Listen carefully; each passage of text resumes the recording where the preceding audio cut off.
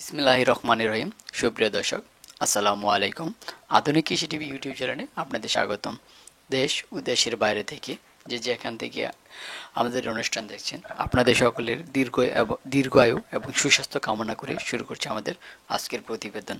দর্শক, আজকে আমাদের প্রতিবেদনের বিষয় হচ্ছে নবীন খামারিরা কিভাবে ছাগল লালন পালন করবেন সে বিষয়ে কিছু গুরুত্বপূর্ণ পরামর্শ। তো তার আগে আপনাদেরকে একটি অতি গুরুত্বপূর্ণ কথা যা না বললে নয়। দর্শক, আপনারা সকলেই জানেন যে সারা বিশ্বে এখন করোনা ভাইরাসের কারণে অনেক আতঙ্কের মধ্যে আছেন। তো আপনারা যেখানে আছেন ঘরের ভিতরে অবস্থান করবেন। বিশেষ প্রয়োজন না হলে ঘর থেকে বেরোনোর চেষ্টা করবেন না। আর আপনার যদি ঘরের ভিতরে আসেন সময়, ঘরের বাইরে বের হওয়ার পর ঘরে প্রবেশ করার আগে অবশ্যই আপনি ভালোভাবে সাবান দিয়ে বা হ্যান্ড ওয়াশ দিয়ে আপনার দুই হাত ভালো করে ধুয়ে হাত মুখ পা সব কিছু পরিষ্কার করে তারপর ঘরের ভিতরে ঢুকবেন। নিয়মিত হাত দিয়ে করোনা ভাইরাস থেকে নিজেকে এবং অন্যদেরকে নিরাপদ রাখুন। হাঁচি এবং কাশির পর ভালোভাবে হাত ধুন। টয়লেট ব্যবহারের পর টিস্যু ব্যবহার করুন এবং ভালোভাবে হাত ধুন। অসুস্থদের যত্ন নেওয়ার পর ভালো করে হাত ধুন। খাবার প্রস্তুত করার আগে এবং পরে ভালোভাবে হাত ধুবেন। ওষুধ খাওয়ার আগে ভালো করে হাত ধুতে হবে। হাতে ময়লা হলে ভালো করে হাত ধুতে হবে। প্রাণী এবং প্রাণী বর্জ্যের সংস্পর্শে আসার পর ভালো করে হাত ধুতে হবে। আর দর্শক, আপনারা জানেন যে সারা বিশ্বে বা সারা পৃথিবীতে যেই দেশে করোনা ভাইরাস মহামারী আকার ধারণ করেছে তাদের শহরকে লকডাউন করে দেওয়া হয়েছে। তারই পর্যায়ক্রমে বাংলাদেশেও কিছু করোনা ভাইরাস ধরা পড়ছে। তো বাংলাদেশকেও 25 তারিখ থেকে লকডাউন করে দেবেন। সেই লকডাউন করে দেবেন এবং লকডাউনে যাতে বেরোতে না পারে, রাস্তায় যাতে চলাফেরা না করে, সেই জন্য সেনাবাহিনী তার দায়িত্ব থাকবেন। আমরা আশা করি আমরা আপনার সকলেই সেনাবাহিনীদেরকে সাহায্য করবেন। বিশেষ প্রয়োজন ছাড়া ঘর থেকে বের হবেন না। তো দর্শক, আমার বিষয় করোনা নয়, করোনা বিষয় নিয়ে আমি আলোচনা করব না। আমি আপনাদের সতর্ক করার জন্য সেটা বললাম। আজকের বিষয় তো আমি আপনাদেরকে আগেই বলে দিলাম, নবীন খামারিরা কিভাবে ছাগল পালন শুরু করবেন সে বিষয়ে। অনেকে দুধ, পনির এবং মাংসের জন্য গৃহস্থলী পরিসরে বা ছোট পারিবারিক খামারে নিজ হাতে ছাগল লালন পালন করে থাকেন। এটি অবশ্য অর্থ উপার্জনের একটি সক্ষম উপায়, কারণ দুধ, পনির এবং মাংস বিক্রি করে বেশ মুনাফা উপার্জন করা যায়। খাদ্যের জন্য পশুপালন করতে চাইলে কিভাবে সেটি শুরু করবেন তা ভেবেচিন্তে ঠিক করাটাই কঠিন। তবে ছাগল লালন পালন শুরু করতে চাইলে আপনার বড় কোনো পশু খামারের প্রয়োজন হবে না। দর্শক, আপনারা কোন জাতের ছাগল দিয়ে খামার শুরু করবেন আর কোন জাতের ছাগল দিয়ে খামার শুরু করলে আপনাদের ভালো হবে, আসলে আগে আপনাদেরকে প্রজাতি ঠিক করতে হবে। আপনাকে প্রথমে আপনার চাহিদা ঠিক করে নিতে হবে। আপনি কি শৌখিন পোষাপ্রাণী হিসেবে ছাগল পুষে দুধ এবং পনির ঘরোয়া প্রয়োজন মেটাতে চান, নাকি মাংসের চাহিদা পূরণের জন্য ছাগল লালন পালন করতে চান? এরকম বিভিন্ন প্রয়োজনের জন্য ছাগলের বিভিন্ন প্রজাতি রয়েছে। দুধের জন্য রয়েছে সেনিন, মালাঞ্চা, লা মাঞ্চা, নিউবাইন প্রজাতির ছাগল। আর মাংসের জন্য সেরা হলো স্পেনীয় কিকো প্রজাতির ছাগল। আপনারা কোন ছাগলের খামার দেওয়ার জন্য বা ছাগল লালন পালন করার জন্য আপনারা কোন জাতের ছাগল ক্রয় করবেন, আপনি কোন প্রজাতির ছাগল কিনবেন তা ঠিক করার পর আপনাকে ভাবতে হবে যে আপনি কি ছাগল ছানা বা ছাগলের বাচ্চা কিনবেন নাকি পূর্ণবয়স্ক ছাগল কিনবেন। আপনি যদি প্রজননের মাধ্যমে আপনার ছাগলের সংখ্যা বৃদ্ধি করতে চান, তবে আপনার প্রয়োজন হবে একটি মাদি ছাগল, যাকে বকরি বলা হয়। ব্ল্যাক হলো পুরুষ ছাগল। ছাগল ছানা আপনি বেশ সস্তায় কিনতে পারেন, কিন্তু সেগুলোর আবার ঝামেলা আছে। ছাগল ছানাগুলো কিছুটা নাজুক ধরনের হয় এবং নতুন পরিবেশে খাপ খাইয়ে নিতে খানিকটা সময় নেয়। এ কারণে প্রথম দিকে সেগুলোর মেজাজ খিটখিটে থাকে। সেক্ষেত্রে আপনি সময় নিয়ে এদেরকে নিজ হাতে খাইয়ে দিতে পারেন এবং এদেরকে নতুন পরিবেশে মানিয়ে নিতে সাহায্য করতে পারেন। আবাসস্থল ছাগলের জন্য কেমন আবাসস্থল তৈরি করবেন? ঠান্ডা থেকে এবং রোদের তাপ থেকে বাঁচতে ছাগলগুলোর জন্য ছাউনি দরকার হবে। এগুলো যখন বাইরে চড়ে বেড়ানোর মতো মোটা তাজা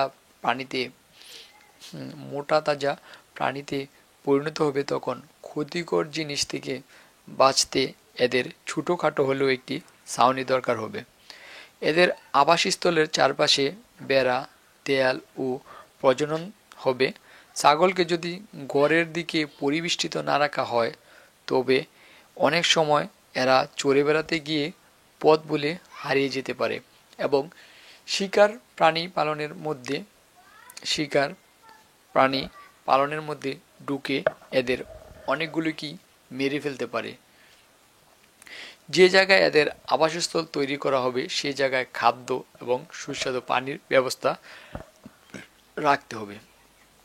পরিসর আপনার নতুন গবাদি পশুর ছুটাছুটি করে বেড়ানোর আর ঘাস খাওয়ার জন্য বিস্তীর্ণ জায়গা থাকতে হবে। এদেরকে ছোট পরিসরে কোনো বদ্ধ জায়গা রাখতে চলবে না। এদের রাতের বেলায় ঘুমানোর জায়গা যদি ছোট আবদ্ধ জায়গা হয় তাতে অসুবিধা নেই, কিন্তু দিনের বেলা এরা যে ছুটাছুটি করে বেড়াতে পারে সে ব্যবস্থা অবশ্যই করতে হবে। এরা তিরিং বিরিং লাফালাফি আর ছুটাছুটি করতে পছন্দ করে। আনন্দের কথা, ছাগলগুলো স্বাস্থ্যবান থাকে এবং বেশি দুধ দেয়। প্রতিপালন এদেরকে শুধু ঘাস খাইয়ে রাখা ঠিক হবে না, শুধু ঘাস দিয়ে এদের পুষ্টির অভাব পূরণ হতে হবে। সেই সঙ্গে এদেরকে খড় এবং ভুসি খাওয়াতে হবে। কোনো কোনো অঞ্চলে এদের স্বাভাবিক খাবারের নির্দিষ্ট কিছু খনিজ লবণ থাকে না, সেজন্য পশু চিকিৎসকের পরামর্শে পরিপূর্ণ ঔষধ খাওয়াতে হবে। আপনি এদেরকে ট্যাবলেট গুঁড়ো করে খাওয়াতে পারেন, তবে এদেরকে ঘাস লতাপাতা খাওয়ানো বাদ দেবেন না। অর্থাৎ এদেরকে প্রচুর পরিমাণে সবুজ ঘাস পাতা খাওয়াবেন। গর্ভবতী বকরির পুষ্টিগত চাহিদার দিকে বিশেষ নজর রাখবেন। এদের জন্য অধিক খাদ্য ভিটামিন প্রয়োজন হতে পারে। ছাগলের স্বাস্থ্য সবসময় নজর রাখতে হবে। ছাগলের স্বাস্থ্যটা কীরকম আছে, ভালো না খারাপ, সেদিকে আপনার বিবেচনা করতে হবে। এরা দলবদ্ধ প্রাণী হওয়ায় আলাদাভাবে প্রতিটির যত্ন নেওয়ার দরকার হয় না, তবে এদের যথাযথ দেখাশোনা করতে হয়। টিকাদান এবং কৃমি মুক্তির জন্য এদেরকে নিয়মিতভাবে পশু চিকিৎসকের কাছে নিয়ে যেতে হবে। এরা প্রায় পরজীবী দ্বারা আক্রান্ত হয় এবং পরজীবী দ্বারা আক্রান্ত হলে আপনাকে এদের যথাযথ চিকিৎসা নিশ্চিত করতে হবে। যদি পশু চিকিৎসকের কাছে যেতে না পারেন সেক্ষেত্রে আপনি নিজেই পশুকে টিকা দেওয়ার পদ্ধতি শিখে নিতে পারেন। যা হোক, এদের কোনোটি যদি অসুস্থ হয়ে পড়ে তবে সঠিক রোগ নির্ণয়ের জন্য এদেরকে কোনো পশু চিকিৎসকের নিকট নিয়ে যেতে হবে। তো আপনারা তো ছাগল যদি দুধের জন্য লালন পালন করেন, দুধ দোহান করতে হবে। কিভাবে দুধ দোহান করবেন? দুধের জন্য ছাগল কিনতে চাইলে সেক্ষেত্রে আপনার দুধ দোহানের সরঞ্জাম এবং দুধ দোহান চক্র সম্পর্কে জ্ঞান থাকতে হবে। বাচ্চা প্রসব করার পর থেকে নিয়ে 10 মাস পর্যন্ত আপনি একটি মাদি ছাগল থেকে দুধ দোহান করতে পারবেন। এরপর তাকে বিশ্রামে দিতে হবে। মাদি ছাগলটির স্বাস্থ্যগত অবস্থার উপর বিশ্রামকালের মেয়াদ নির্ভর করে, তবে বিশ্রামকাল কমপক্ষে 2 মাস রাখতে হবে। নির্দিষ্ট কোনো মাদি ছাগলকে পুনরায় গর্ভবতী করিয়ে নেয়ার পূর্বে আপনাকে এর প্রজনন চক্র এবং স্বাস্থ্যগত তথ্য সংরক্ষণ করতে হবে। দুধ দোহান চক্র চলছে এমন কোনো বকরিকে দিনে 2 বার দোহান করা যায়। একটি বকরি থেকে দিনে প্রায় 1 গ্যালন দুধ সংগ্রহ করা যেতে পারে। ছাগলের গর্ভকালীন কিভাবে যত্ন নেবেন? গর্ভকালীন আপনি যদি আপনার ছাগলের বংশবৃদ্ধি করতে চান তবে মাদি ছাগলের বিশ্রামকালীন সময়ে পুরুষ ছাগলকে এর সংস্পর্শ থেকে দূরে রাখতে হবে। দোহান চক্র এবং গর্ভচক্রের মাঝামাঝি সময়ে প্রজনন হওয়ার জন্য মাদি ছাগলের বিশ্রাম দরকার। এটি এদের প্রজনন, স্বাস্থ্য এবং সার্বিক সুস্থতার জন্য গুরুত্বপূর্ণ।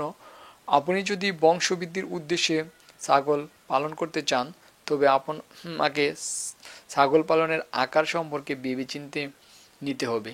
কিছু ছাগল ছানা আপনি চাইলেই বিক্রি করে দিতে পারেন, সেই সঙ্গে মাদিটিকেও বিক্রি করতে পারেন অথবা দুধের জন্য রেখে দিতে পারেন। এদেরকে আপনার উঠানের যতত্র ছুটে বেড়াতে দেবেন না। এদের জন্য নির্দিষ্ট সুপরিসর জায়গা রাখতে হবে, কারণ গাদাগাদি করে রাখলে এরা পরজীবী আক্রমণ ও রোগবালাই শিকার হবে। ছাগলের দুধের বেশ উপকারিতা রয়েছে। আজকাল লোকজন গরুর দুধের চাইতে ছাগলের দুধ বেশি পছন্দ করতে শুরু করেছে, কারণ ছাগলের দুধে কম চর্বি রয়েছে। প্রতি আউশ ছাগলের দুধে ক্যালোরির পরিমাণও কিছু বেশি রয়েছে। এটি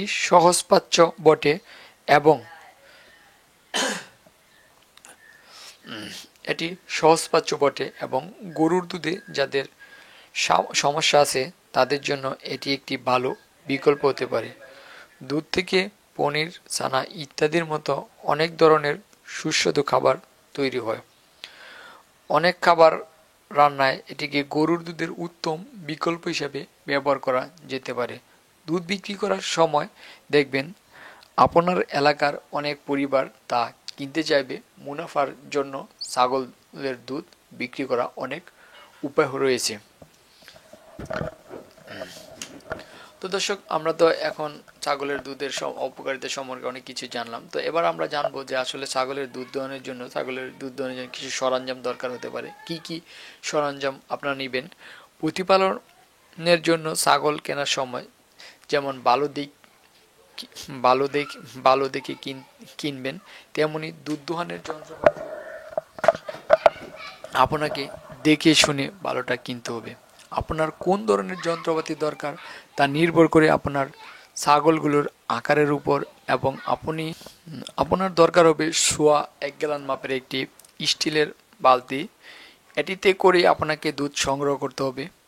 বাট মোছার টিস্যু এবং দুধ ছাঁকার জন্য ছাঁকুনি ও ফিল্টারও প্রয়োজন হবে। হাতে দোয়ান করতে হলে একটি জিনিসের আপনার কাজ চলে যাবে, কিন্তু আপনি যদি যন্ত্রপাতি ব্যবহার করে দুধ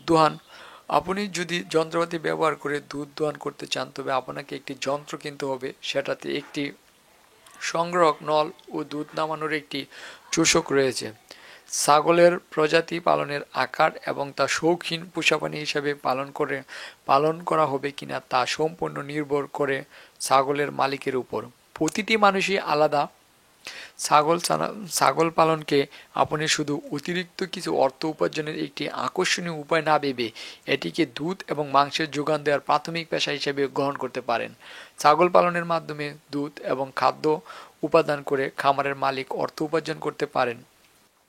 প্রজননের মাধ্যমে ছাগল ছানা উৎপাদন করেও অর্থ উপার্জন করা যায়।